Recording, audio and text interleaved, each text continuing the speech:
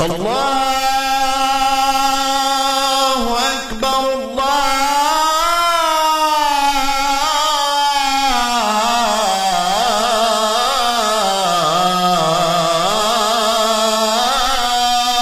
أكبر الله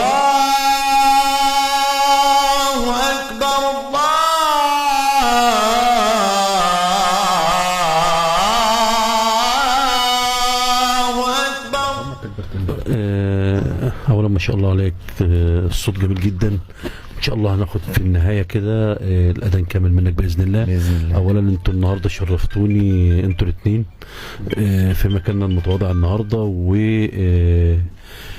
كان في حاجة كده سمعتها ومجمل السماع فيها، سمعت عن مسابقة كانت بالنسبة لي ان هي تحصل، كانت غريبة شوية، ولكن انا اسمع عن مسابقات تمت قبل كده سواء في الاحاديث او في قراءة القرآن، ولكن حوار ان يكون في مسابقة خاصة بالاذان، فكان ده بالنسبة لي عايز استفسر منه من الشيخ جمال. بسم الله الرحمن الرحيم. كل سنة وحضرتك طيب يا أستاذ محمد، طيب وكل سنة ومتابعينا بخير. طبعا أنا والشيخ محمد الشريف ربنا يبارك فيه كنا بنجهز وبنعد لمسابقة أحسن صوت في الأذان، والمسابقة دي يعني أنا أطلقتها من حوالي شهر، وإن شاء الله هي بتهدف إلى الخير وإن الكل يتعلم الأذان بطريقة صحيحة. طبعا الأذان فيه طريقة موهبة وفيه حاجة مكتسبة إن أنا أتعلمها زي أحكام التجويد وكده. ربي يبارك فيك ويحفظك. شيخنا، كأذان والمسابقة أعتقد إن هي بقى لها فترة قائمة، هل صدفك على الساحة شباب داخل المركز ومدينة المنزلة او خارج المركز شايف ان هم عندهم اجادة في ده، ولا الرسالة بتاعتك عشان تعمل المسابقة دي كان الناتج منها ايه، او ايه اللي انت مستنيه عشان تبدأ تطلقه للناس؟ تمام. هو بالنسبة لكل إنسان ربنا سبحانه وتعالى جعل جواه الخير. في شباب كتير قوي يعني عندها هواية الأذان، ولكن لما عرفت إن الأذان له قواعد وله أسس فبدأت تتعلم الأذان الصحيح. فالحمد لله رب العالمين، سواء في مركز المنزلة أو في الدقهلية أو في مصر كلها، حتى يعني في إخواننا من الجزائر ربي يبارك فيهم اشتركوا. فأنا حسيت إن المسابقة إن شاء الله لها هدف سامي. طب ايه الاهداف اللي انت شايفها برضو هنوصل بيها، خصوصا ان تم اطلاق المسابقة من داخل مركز المنزلة؟ ايه الاهداف اللي انت عايز توصلها؟ ايه اللي انت شايفه، او هل في بعد تام عن طرق الالقاء في الاذان، فعايز تعيد لذهن الناس الطرق الصحيحة ولا ايه؟ تمام. هو عموما مجرد ان الشاب يتعلم الطريقة الصحيحة للأذان يبقى ده خير ان شاء الله ومكسب. شيخ محمد، ما شاء الله عليك، عندك إجادة في إلقاء الصوت، ربنا يبارك في عمرك. ما شاء الله عليك في إلقاء القرآن الكريم، من الناس ومن الشباب اللي بنشوفهم دايما متميزين. ربنا يبارك فيك، ربنا يبارك فيك. سمعت عن المسابقة واعتقد انك عضو تحكيم فيها على زي ما انا سمعت، مظبوط كده؟ مظبوط. طيب بالنسبة كعضو، شايف ايه الآلية اللي انت هتمشي بيها؟ شايف ايه القواعد اللي المفروض هتتممها داخل المسابقة؟ مبدئيا بسم الله الرحمن الرحيم، احب اشكر الشيخ جمال ان هو اتاح لنا الفرصة دي، وشكر لفاعل الخير اللي عمل المسابقة من الاول. اولا احنا بنهدف ان احنا نعد جيل يستطيع ان هو يحبب الناس في الاذان والصلاة.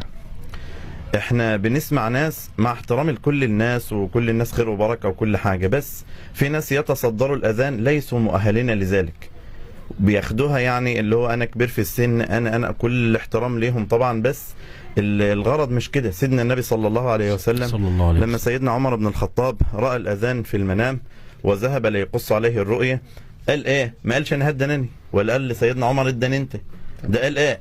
ألقنه بلال فإنه أندى منك صوتا. تمام.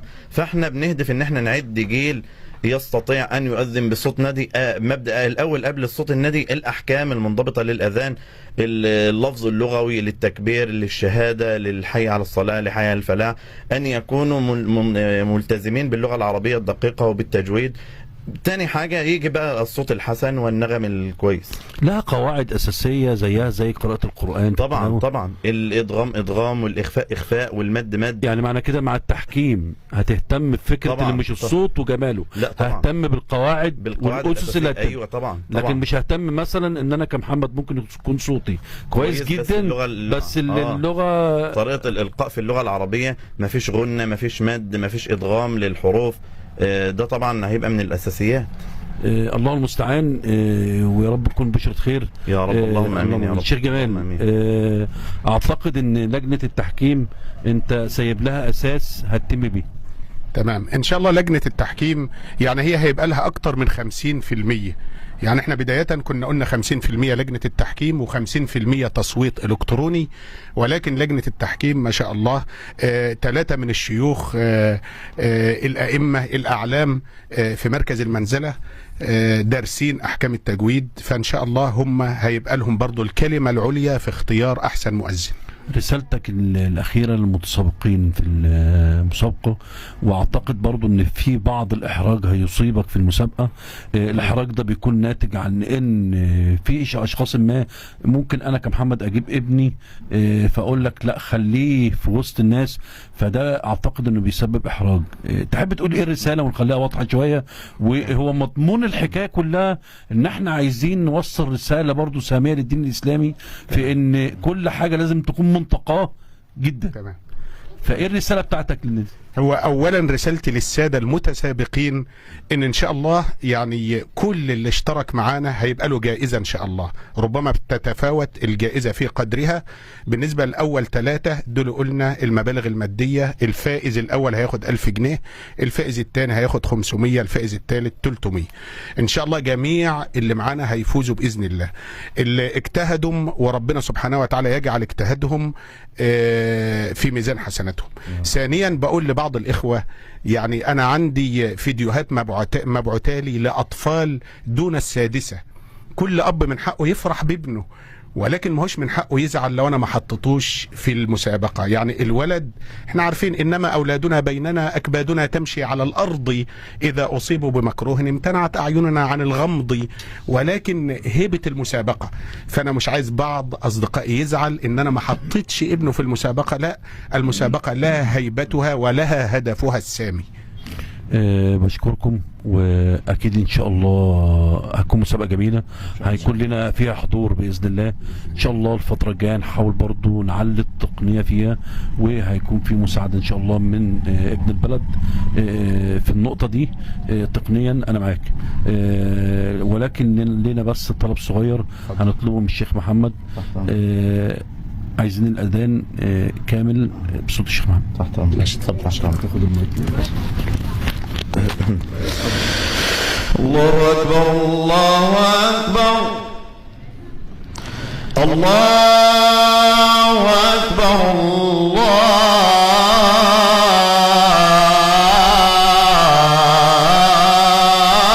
الله أكبر.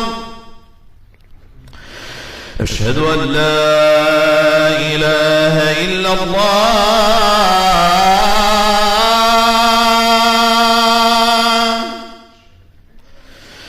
أشهد أن لا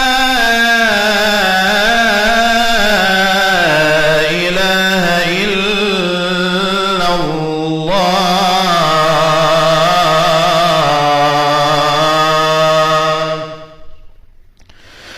أشهد أن محمدا رسول الله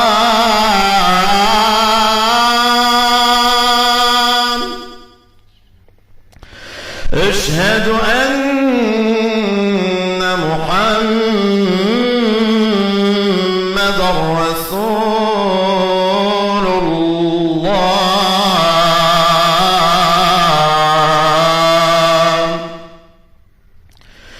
حي على الصلاة